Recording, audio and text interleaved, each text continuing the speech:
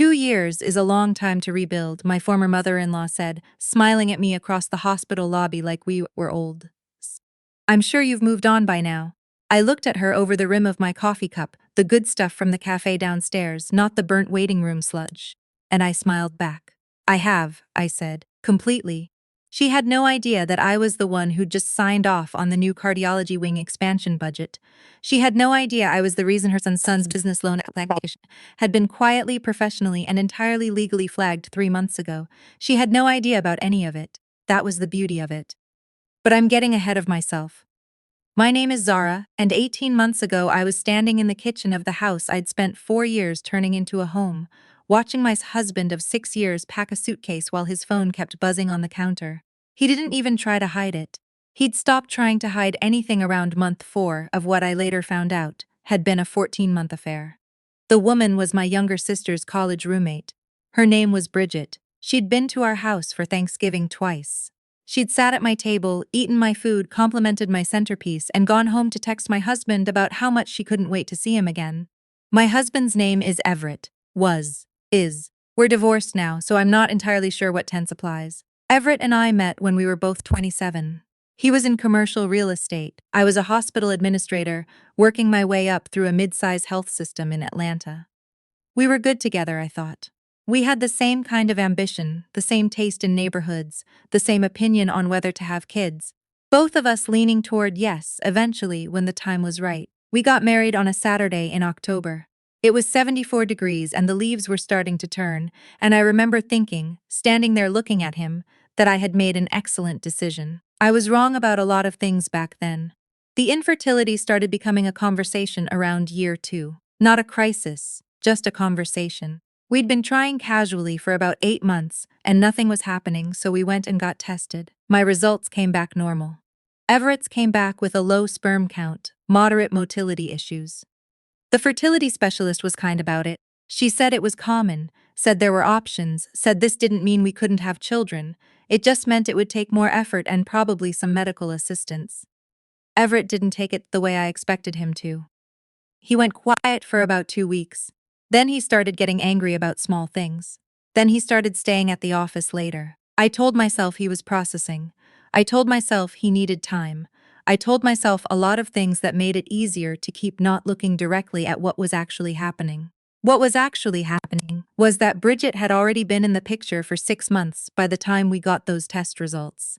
I found out about the affair on a Thursday. Everett came home, sat down at the kitchen island, and told me with the particular flatness of someone who has rehearsed conversation until they've wrung all the feeling out of it. He said he had feelings for someone else. He said he'd been unhappy for a while. He said he thought we wanted different things. I asked him who. He told me. I sat very still for a long moment. I remember the refrigerator humming. I remember the neighbor's dog, and then going quiet. Then I said, "Get out of my kitchen," he did. The divorce took 11 months. We had the house, 2 cars, a joint savings account, and a brokerage account we'd been building together since year 1. We had a dispute about the brokerage account that dragged things out by 4 months. In the end, I got the house, my car, and 60% of the brokerage account because my attorney was better than his attorney, and because Everett, as it turned out, had been moving money into a separate account for about 8 months prior to telling me anything. The forensic accountant my attorney brought in found it in 3 days. Everett's attorney tried to argue the transfers were for business purposes. The judge was not persuaded. I sold the house 6 months after the divorce was final. I didn't want to live in it anymore. I put the money into a condo downtown. The kind with a rooftop and a doorman and a view of the skyline that I'd always quietly wanted, but talked myself out of because Everett thought it was too much money for not enough square footage. He was right about the square footage. He was wrong about everything else. I got promoted 14 months after the divorce, Associate Vice President of Operations, covering 2 of our health system's regional hospitals. I was 35 years old. It was the job I'd been working toward for 6 years. My boss called me into her office on a Wednesday afternoon, and I sat across from her desk and she slid a letter across the table and I read it twice before I looked up. "You've earned this," she said. I thanked her, and I walked back to my office, and I closed the door, and I sat down and I let myself feel it for exactly 4 minutes. Then I called my mother. Then I called my best friend. Then I made myself a cup of tea and went back to work. I didn't call Everett. I didn't think about Everett. That was the thing nobody tells you about healing. It doesn't happen in a dramatic moment. It happens in the quiet, ordinary moments when you realize you just went 3 hours without thinking about someone who used to take up most of your mental real estate. I first ran into Everett again at the hospital, not as a patient. His mother, my former mother-in-law, Margaret, had been admitted for a cardiac procedure. It was routine as cardiac procedures go, but she was 67 and she'd had some complications in her history, so the care team was being appropriately cautious. I didn't know she was there until I walked through the main lobby on my way back from a vendor meeting and saw him. He was sitting in the lobby with Bridget. She was pregnant, very pregnant, the kind of pregnant where the due date is clearly not far off. She had one hand resting on her stomach and the other holding a paper cup of something, and she was talking to Everett with the easy familiarity of two people who have settled into something together. I stopped walking, not because I was upset. I want to be honest about that. I stopped because my brain needed a half second to catch up to what my eyes were processing. I felt nothing dramatic, something more like the mild, distant ache of looking at an old photograph of yourself. Recognizing the person, not being that person anymore. Everett looked up and saw me. I watched his face go through 4 different expressions in about 2 seconds, then he stood up. I didn't change my expression at all. I walked over because walking away would have been theatrical and I was done with theater. Zara, he said, Everett. I looked at Bridget. How are you feeling? She blinked. Fine. Good. Waiting. Margaret's procedure should be finishing up in the next hour or so, I said. The care team is excellent. She's in good hands. Everett frowned slightly. How do you know that? Because I work here, I said. I'm AVP of operations for this facility. The silence that followed was a specific kind of silence, the kind that has texture to it. I didn't know you, he started. It's a big health system, I said pleasantly. Congratulations, by the way. When are you due? Bridget glanced at Everett in a way that was not hard to read. 6 weeks, she said carefully. That's exciting. I meant it without warmth and without cruelty, which is its own specific skill. I hope everything goes smoothly. I excused myself and went back to work. I did not think about it for the rest of the afternoon. I had a budget review at 3, and a facilities debrief at 4:30, and a call with our legal team at 5 about a contract dispute with one of our medical suppliers. My life was full of things that had nothing to do with Everett. What I did do, in a completely professional capacity, was check Margaret's chart, not her private medical information, but the administrative record associated with her admission, to make sure her care was being properly coordinated. This was part of my job. I did this for patients in our system regularly. I flagged nothing unusual. I moved on. I also that evening remembered something. About 6 months before our divorce was finalized, Everett had approached me about a co-signature on a business loan. He and a colleague were trying to acquire a small commercial property, not a large deal, but significant enough that the bank wanted additional backing. He asked me to co-sign. I said I would think about it. Then the forensic accountant found his hidden account, and I stopped thinking about the loan and started thinking about the divorce settlement. In the chaos of those months, I had never officially declined. Everett had eventually gotten a different cosigner, his brother, I later found out. But the loan had gone through a regional bank that happened to be a lending partner with one of our health system's financial vendors. This was the kind of obscure institutional connection that most people don't know exists, and that I knew about because knowing about them was part of my job. 18 months ago, Everett's company had put in a bid to provide facility management services for one of our smaller satellite clinics. The bid came through the normal procurement process. I did not interfere with it. I disclosed my prior relationship with the owner to our procurement team, as required by policy. The bid was reviewed by the committee. It did not score well on the technical evaluation. Their proposal had significant gaps in their emergency protocol documentation, and their insurance coverage was not at the level we required. They were not selected. That was not my doing. That was their doing. They submitted an incomplete proposal. The loan flag I mentioned, that was something different, and I want to be precise about it because precision matters to me. When our health system enters into financial partnerships, our compliance team conducts ongoing due diligence on associated entities. Everett's brother, the co-signer on that loan, had a connection to a vendor we were evaluating. During routine due diligence, our compliance team identified some irregularities in the loan's associated documentation. I was informed of this in my capacity as AVP of operations, because it affected a vendor relationship. I provided the information our compliance team requested. The flag was their determination, not mine. I did not ruin Everett.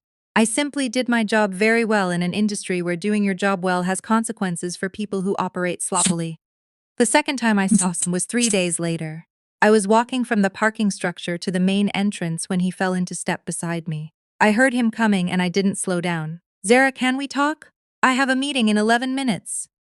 This won't take long. I kept walking, then say it. He was quiet for a few steps. I heard about the vendor review. The loan flag. Stopped himself. Started again. Did you have anything to do with that? I stopped walking then. I turned and looked at him directly, which I find is usually more effective than looking at someone sideways when you want them to understand what you're saying. I did my job, Everett. That's what I do here. That's a non-answer. It's the accurate answer. I held his gaze. Is there something specific you're alleging? Because if you believe there's been professional misconduct, there's an ethics hotline. That's not what I'm saying. Then I'm not sure what you're saying. He looked at me for a long moment. There was something working behind his eyes that I recognized, the particular frustration of a man who has come prepared for a fight and found that the other person is not fighting back in the way he expected. You seem, he said slowly, very okay. I am very okay. He shook his head slightly. I expected you to be angrier. I thought about that for a second. Why would I be angry? Angry at what? You made choices. They had consequences. So did I. I shifted my bag on my shoulder. You got what you wanted, Everett. I hope it's been worth it. I went to my meeting. It was a productive one. We finalized the terms on a new cafeteria services contract that was going to save the hospital approximately $340,000 annually. I felt good about it. I heard from my former sister-in-law, Everett's younger sister, Pauline, who I'd stayed friendly with after the divorce, because she was a decent person who had been mortified by her brother's behavior, that things between Everett and Bridget had not been entirely smooth. The baby was due in 6 weeks and they were not married, which was not inherently a problem, except that they had been discussing it for 2 years, and Everett kept finding reasons to delay, and Bridget's family had started to notice. Pauline told me this not as gossip but as the kind of thing you tell a friend when you want them to understand that karma is real. And sometimes it just needs a little time to show up. I didn't feel satisfaction exactly. More like recognition. The confirmation of something you already knew. Bridget had believed that she was getting a different man than the one she actually got. She had seen Everett's willingness to betray me and thought, he is bold, he knows what he wants.